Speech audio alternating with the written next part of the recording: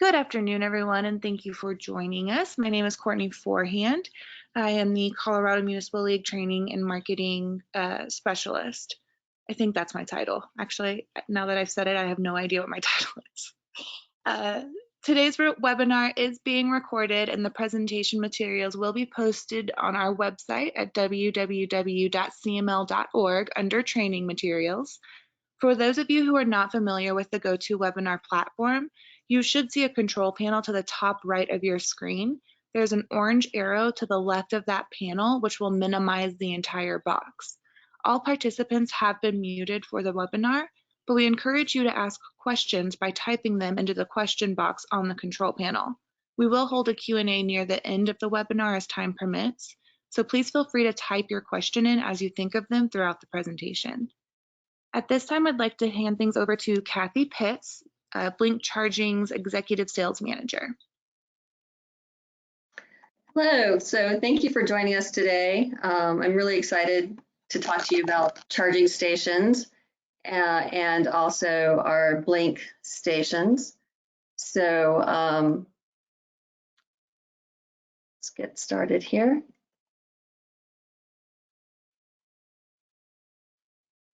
So here's where Blink is right now. So we have deployed over 23,000 stations in the US, and we also have a presence in Europe, South America, and the Middle East. So to give you a background on charging stations, there are 3 levels. So level 1 is just plugging into a standard 120 volt outlet. So a lot of people do that when they get their car. They come with an adapter, so you can plug them in. It can take over 20 hours to charge that way, though. So we offer commercial level 2 charging stations. These stations will give users a 20 to 25 mile range in their battery per hour of charging. And these stations are supported by the Charge Ahead grant program that we're talking about today.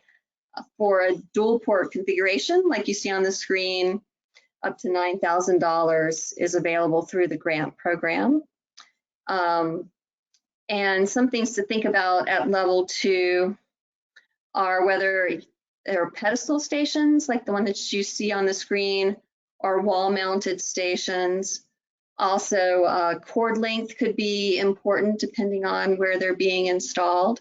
Our cords are actually 25 feet long.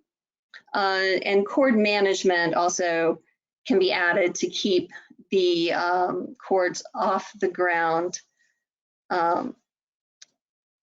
So here are some level 3 charging stations. So these stations provide a quick charge. They're often seen along the highways, and they may charge 1 or 2 cars simultaneously. They have 2 charge cables because there are 2 standard plugs at level 3. At level 2, there's only 1 standard plug that can charge any car, including Teslas. Teslas have an adapter for their cars so they can use non-Tesla charging stations. So the Charge Ahead Colorado grant provides up to $35,000 for a level 3 station if it's under 100 kilowatts, or for a station that's 100 kilowatts or above, it's $50,000 that you could be awarded per station. So our Blink stations that you see here, they can charge 2 cars at once, and they have cables that are up to 20 feet long. So Blink offers actually 5 business models. The host-owned model is the only one that is supported by the grant at this time. So that's when a site owner would purchase a station, have it installed, own and operate it, and receive a refund after the installation. We also have a subscription service with a monthly payment if you're not interested in purchasing the stations. In certain cases, if it's a site that is approved, we might actually put in a level 2 station at our expense and own and operate that station, and then have a revenue share with the site owner. And then we have several different hybrid options where the site owner and Blink would share the costs for the station, the ongoing operation, and the installation. So ways that Blink or other charging station vendors can help you with your grant application are, first of all, we can give you a preliminary estimate. So you know what your budget needs to be for your matching funds. And we can also help you with the engineering and finding the best place to install the stations on your property. So typically closer to the electric room is going to be less expensive as far as the installation.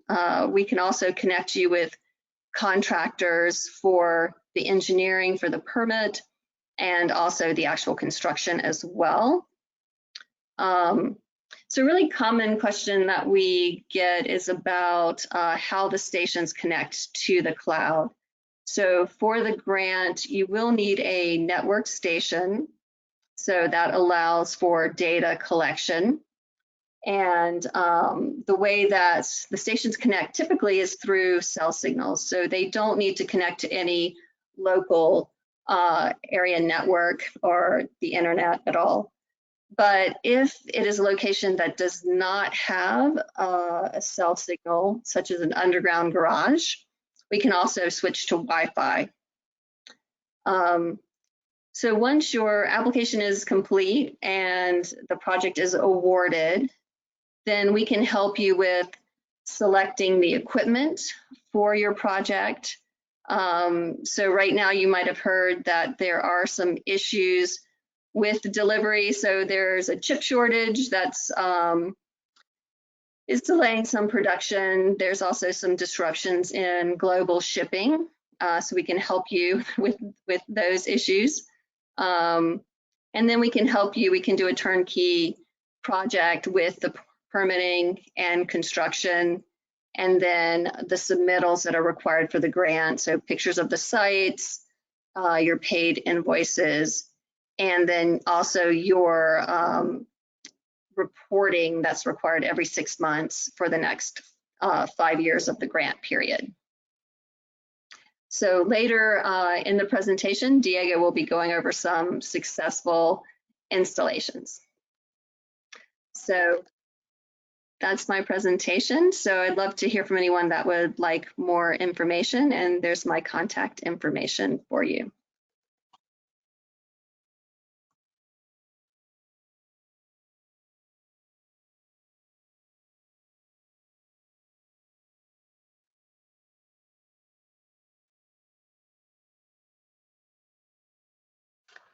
Thanks, Kathy. I'm Sarah Clark. I'm with the Regional Air Quality Council, and you were spot on about the requirements of our grant. So I'm happy to be here today to talk about Charge Ahead Colorado. Hope you all are seeing my screen at this time. Yes, we are, Sarah. Thank you. Thank you for confirming. So the Regional Air Quality Council is a nonprofit. We were established in 1989. We are designated by the governor to be the lead air quality planning agency for the Denver Metro. We do a lot of different things in addition to air quality planning and monitoring for the Federal Clean Air Act. We also do education and outreach, and we're running a number of programs like Charge Ahead Colorado, also Alt Fuels Colorado, where we're working to provide funding for things like electric school buses. We run the Mow Down Pollution program, where we're asking people to give up their gas mowers in exchange for electric mowers. So a lot of interesting stuff at the RAC. Some of the key goals that we're focused on, obviously, is to comply with the Federal Clean Air Act. So for several years, the metro area has been designated as a non-attainment area by the Environmental Protection Agency. And that just means we have dangerous levels of pollution in the area that sometimes exceed the thresholds. So we're working on different strategies to address that. Last year in 2020, vehicle emissions actually became the leading cause of greenhouse gas emissions. It surpassed for the first time the emissions from oil and gas production and also electricity generation. So cars, transitioning cars to electric is kind of a big darn deal for us. It's where the effort needs to come from, and I kind of like that because I think there are sort of low-hanging fruit opportunities that those of us like myself who are not scientists, we can easily do something like buy an electric car or install a charger at our home or our office. So one of our big goals is to just increase access to electric vehicle charging stations. Research shows us that if folks can charge at home or at work, they're much more likely to buy an electric vehicle. The Colorado Electric Vehicle Plan was developed by the Colorado Energy Office, and it asks us in our grant work to prioritize charging for workplaces and multifamily housing. So that's what we're doing, and we have a big, bold goal to get almost 1 million EVs on the road by 2030. And I've included a dashboard from the Energy Office, which I enjoy checking from time to time. When I last looked at this a month ago, it was about 716 vehicles fewer, so it's going up modestly, but we really need to see exponential growth in this area to hit our goals. So that's where you maybe come in.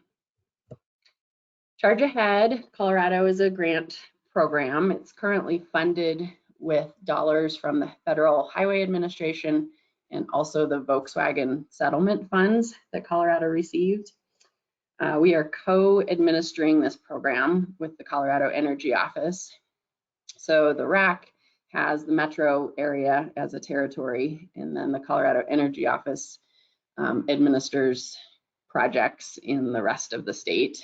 But we share a website, we share an application, so you don't need to worry about whose territory it is. You just apply one way and we'll sort that out on the back end. Again, these are the types of things we're funding: state agencies, cities, towns, counties. We also fund private businesses, apartment complexes, condominiums, homeowners associations. All kinds of folks are coming to us to install vehicle charging infrastructure, and that's fantastic.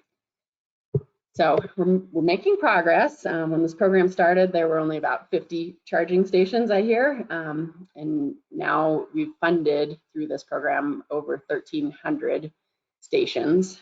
So the idea is, again, make these visible, make them accessible, make it easy, cut down on folks' range anxiety, help them, get beyond the barriers to driving an electric car.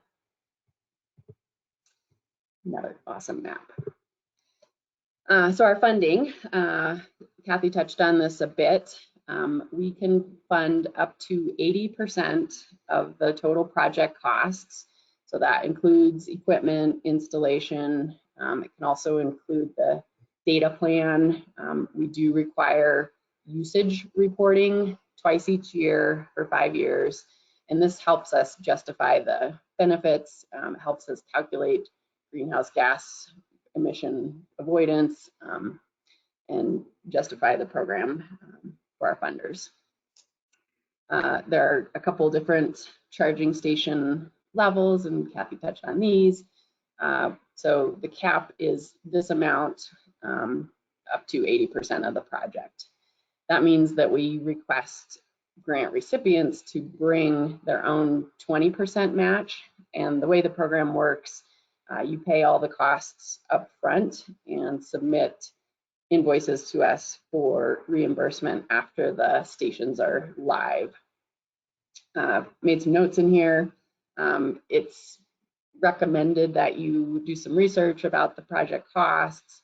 We cannot increase a grant after we've made it, so it's good to ask for everything you would need and be planful. So I think it's helpful to connect with implementers and vendor partners to get a good sense of what your costs are going to be.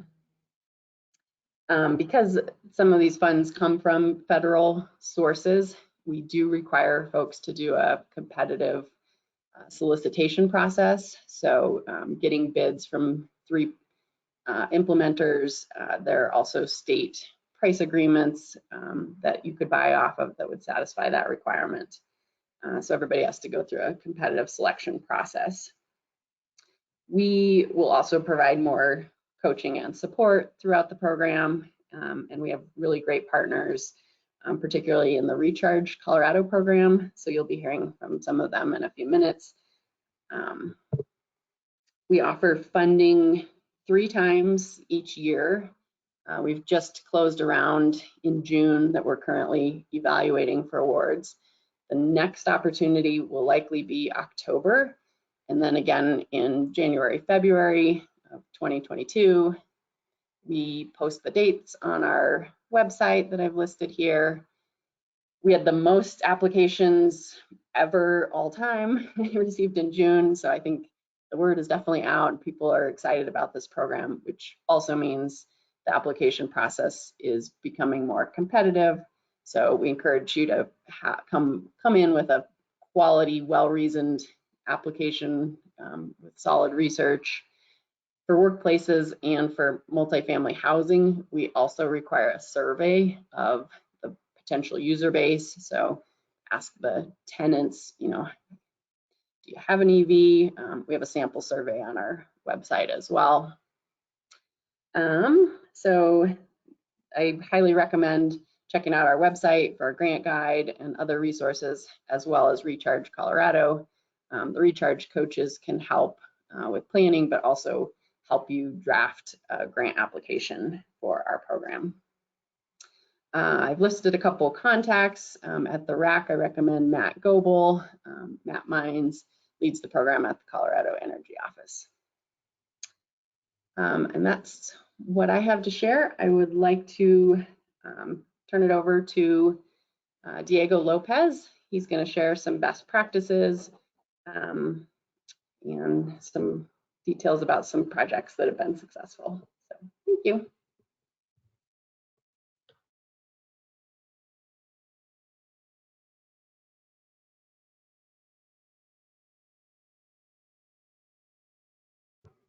I think you might be muted, Diego.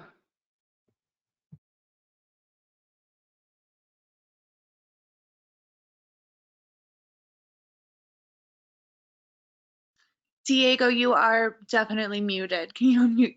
There we go. I think I was on mute the whole time.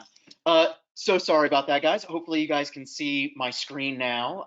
I see my screen kind of showing. So really, really good kind of introduction to the Charge Ahead Colorado grant program. And so, kind of banking off of Sarah's presentation, today I'm going to go over a little bit more of the Recharge Colorado program, the Scenic Byways program, and then some successful stories. And we can connect you to those successful stories, those community members, if you're having more questions after. But just again, a little bit more on me. My name is Diego Lopez, Northern Colorado Clean Cities Executive Director. We're a 25-year nonprofit.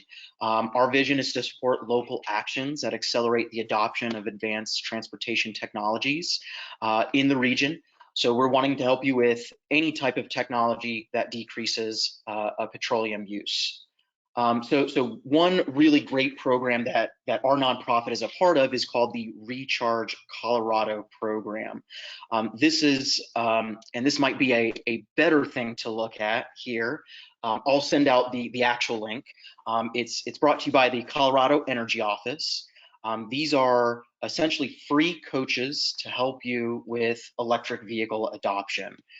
So these coaches are to help you with EVs, EV infrastructure, grant writing, and any other questions that you might have on EVs. So I'll make sure to send out this map, but I wanted to make sure that you all know that I'm covering, I guess, this yellow area here, and then Bonnie, Denver Metro Clean Cities, will be reviewing some additional information later, and they're covering that green territory. But if any of you have questions, we are essentially free advisors for you to help you, again, sit through these technical questions, but also these grants to make sure that they're as competitive as possible.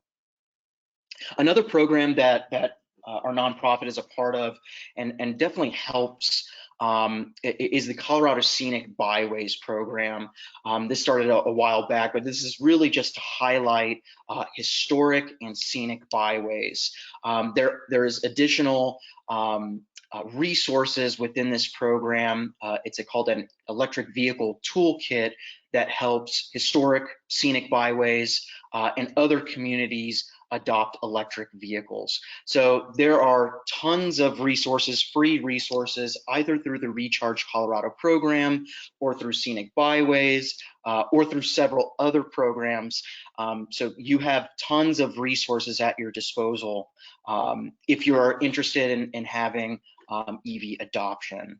So going to the main attraction, our success stories. First is really Fort Collins. We want to really highlight that they already have 17 public charging stations. They've already been awarded, and we've helped them in the past with 2 Charge Ahead Colorado grants. And then within that as well, they have 20 private level 2 charging stations in the area. As they're developing an EV readiness roadmap, they have several questions about where charging stations should be, what types of vehicles should be adopted first. And so that's what we're here for. Again, use us as your free resource. But something that's interesting that cities, municipalities, communities might want to look over is the Fort Collins EV readiness roadmap. In there, they have really great action items for the city, strategies to increase EVs and charging infrastructure, research on EV adoption, best practices for education, and then also regional coordination strategies. So if you're trying to develop a EV plan in your area, definitely look at Fort Collins for some inspiration. Another really great success story utilizing the Charge Ahead Colorado grant, utilizing the Scenic Byways program and some free resources is the town of Fort Morgan. So it's a really interesting test case because this is more of a rural community. They do not have really any level 3 charging stations. So with this project, with this program, we are trying to help them adopt level 2 and level 3 charging stations, specifically in the Fort Morgan Field House. One quick kind of free tool that I always like to highlight is the Alternative Fuel Data Center, brought to you by the Department of Energy. It's a free mapping tool that shows all of the different charging station locations. So again, just another free tool that the Recharge Colorado coaches and the Scenic Byways program uses.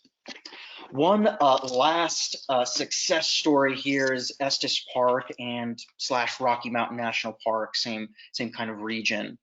With more than 3 million, around 4.6 million annual visitors in just the national park, it's really important that we have electrification there.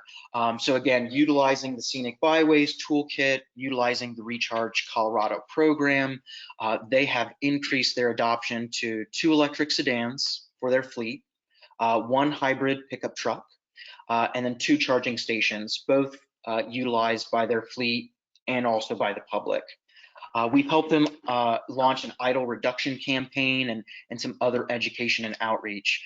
So if you're, again, looking for just education and outreach resources, do let the Recharge Colorado coaches know. But then deeper into, after Rocky Mountain National Park, in the surrounding area, Estes Park has also done some really great things towards electrification. The city actually, we helped them with the Colorado grant in 2018. There's also an Alt Fuels Colorado grant for heavy duty and medium duty vehicles. So we are helping them gather not just the Charge Ahead Colorado grant, but any grant that is out there that can help with electrification. And they electrified a trolley, their downtown trolley, and it's already making trips. So they have a plan of 40% to be electrified by 2021. And so that's what we're going to be helping them with. Besides their trolley, we're looking at their school district and also their other public fleets. That is it for the success stories. I think next, Bonnie from Denver Metro is going to go over a lot of other resources and some other things that you guys can utilize. Thank you. Okay, thanks, Diego. I hope that everyone is seeing my screen appropriately. Is that okay? Good. All right. Hi, everyone. I'm Bonnie Trowbridge. I'm with Denver Metro Clean Cities, soon to be Drive Clean Colorado. We're changing our name. You'll see that starting in early July, so just a few more days. But for now, Denver Metro Clean Cities is here to help you with a number of different things. I'm just going to quickly go through some things. I don't want to duplicate what Sarah and Diego have already talked about, because they've covered the Recharge program. We're coaches in that for 2 areas of the state, as well as you know, other opportunities that we can offer. So that's where I'm going to focus. Want to quickly change over. So Denver Metro Clean Cities, Drive Clean Colorado focuses on clean transportation, advanced vehicle technology, and consumer education for EVs especially. So we're working with cities and agencies, municipalities to help bring all of this to fruition quicker, and so we can really address some of the air quality needs that are so prevalent in our state. What I want to talk to you about is Drive Electric Colorado. So Drive Electric Colorado is a program that is for, as the name says, electric vehicles in Colorado. So we not only have the wing for consumer EVs, but we do all kinds of things. We do dealer support, helping the dealers to sell EVs. We have an interactive website that you can check out at driveelectriccolorado.org. We do advising for charging installation. Everywhere, you know, we work with a lot of multifamily developments, homes. We work with individuals that want to figure out how to put it in their garage. We were all the way up to, you know, the big level 3 chargers. So we can help you, and we can help your constituents with those questions. We do EV ride and drives together with our dealers, as well as with some of the EV clubs, just to get people aware of the EVs that are currently on the road. There's some really exciting vehicles and more coming. So the more we talk with people about it, the more people realize, hey, my neighbor has one of those. And that's a very positive conversation generally. So that's one of my favorite things. And then the EV education and coaching, we have recently started a program where we have individuals who are matched up with people who have questions about EVs and can walk them through the process. You know, we're not tax advisors, but they can, you know, make sure they have all the right forms to give to their tax advisors for the tax incentives. They can make sure that, you know, if they have questions about how do I plug this in my garage, or how do the apps work, you know, all of those random things that you buy an EV and you get home and you go, those are the we have these people who can help on both sides of that, on the pre-purchase side as well as the post-purchase side, so we don't have any kind of buyer's remorse for EVs. So I put together this last slide just to kind of share with you some of the things that we can do and help you with, and alongside Diego in Northern Colorado, you know, we're doing this in Southern Colorado and in the Denver metro area. So between all of us, we're here for you and ready to help you. So if you need help with EV infrastructure support, site selection, utilities, all of that stuff that kind of, you know, is confusing, and it's a lot of people sometimes, we can help guide through that process. We have 2 really excellent grant writers on staff who can help you, you know, can support grant writing, not just the Charge Ahead Colorado grants, but some of the other grants that are available. We're here for you for that as well. And and throw out gap analysis. Everybody, is concerned about, where are we putting these chargers? We can help you assess where the best places are to put chargers and where you may need more, or where you are already hitting the mark, so that you can really understand for your communities what that looks like now as well as in the future. And then in terms of EV awareness, Drive Electric Colorado is here to help you with community events. So if you have, like Colorado Springs has their 150th anniversary, so we're going to be there with some EVs. We're going to be in the parade and other opportunities there just to talk to people about EVs in that community. We can do similar things in other communities across the state with our partners. So would love to talk with you more about that if that's something we can help you with. And then the other thing is social media campaigns. So we have campaigns that we can package up for you that you can use. You can put your logo on them, and they're things like, EV Mythbusters, or how an EV helps your community, that kind of thing that we can put together and support your social media teams. So I know I went through all of that really quickly, but I'm going to turn it back over to Courtney now, and I know we're going to take some questions.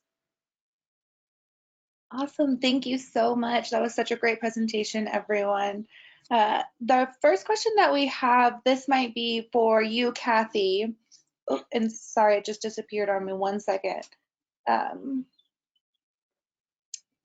Here we go. It's, will the chips shortage affect the length of time the grant is available? You're muted. Sorry about that.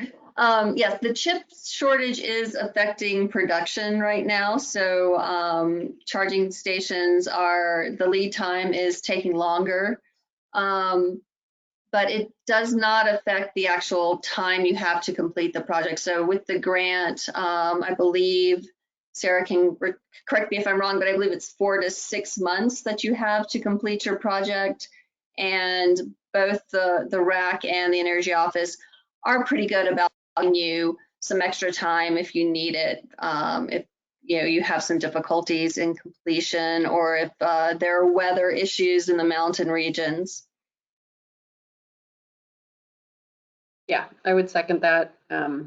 We like folks to come in pretty ready to hit the ground running, and you can expedite some of the timing by, having your procurement strategy identified up front. We want to realize value quickly, so that's kind of why we ask for people to get their stations in the ground and operational within 4 to 6 months. Otherwise, would it be better to allocate that funding to somebody else whose project is shovel ready? But 100% we understand the rough year that we've come through, and also that the global supply chain is still experiencing a lot of shortages and delays. So yeah, we work with people on that. So it's good to start now. Talk to Bonnie and me. Mm-hmm. Yeah, and there is inventory. Blink does have inventory available in level 2 and level 3. So Great, thank you. Is the Blink software, does it integrate with other platforms to build one reporting network? So we have been working with some other providers. For example, we're working with Electrify for fleet telematics, and we have worked with some microgrid, solar, and so forth. Blink is also OCPP compliant, so we can put other software on our stations, and we have put our software on other manufacturer stations as well. So I guess just depending on the use case, we might be able to integrate with whatever platform that you're hoping to utilize. Great, okay, thank you. Our next one, I might struggle through, I'm going to kind of combine these in a sense, but in a sense it's asking if we're using the best practices to reach out to the communities to make these changes. For example, why are we not working with private sectors like gas stations to put in stations that do not have government competing against them as a business? So I know gas stations are putting in charging stations, for example, so there are several chains that have already put in fast chargers typically, and there are quite a few that we're talking to currently. And I don't know what kind of research. I know the REC and the Energy Office do have extensive lists that they do send notices to for each grant round, and of course, Bonnie and Diego at Clean Cities are doing quite a bit of outreach as well.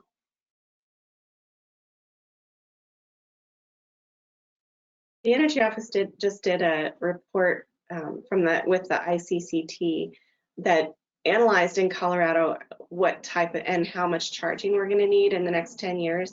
And it basically said we need to electrify everything from current gas stations to parking garages to, homes, in order to meet the demand that's going to be out there. So it's a good point. We do need to be working with the gas stations, and like Kathy mentioned, we do see a lot more of them coming online with EV chargers, which is really exciting, especially the level 3 chargers that they're putting in, and then the level 2 chargers that are important for people who may not have access at their home, in shopping centers and in other places that are in their neighborhoods. Those are important as well. So, we want to see all of that happening. And I think, Charge Ahead is helping to get that to happen. And I know Blink is available for us to put these chargers in. So hope that answered your question. And I'd add just a little bit, just because you might not see as much Charge Ahead applications with fueling stations, just because with at least Charge Ahead, we really want to see, or the program really wants to see more stations around amenities. So a lot of amenities should be around that location. Not every time a gas station is around, an amenity. So it's really great to, again, really focus on the reason why we're wanting public charging stations is to decrease I guess the fear of charging. So there's a catch-22. We definitely want to help more private stations, but I guess just within this program, the reason why we're not seeing as many is because of that amenity kind of factor that we want to see more of. Does that make sense? Yes, Diego, thank you. So that was our last question at this time.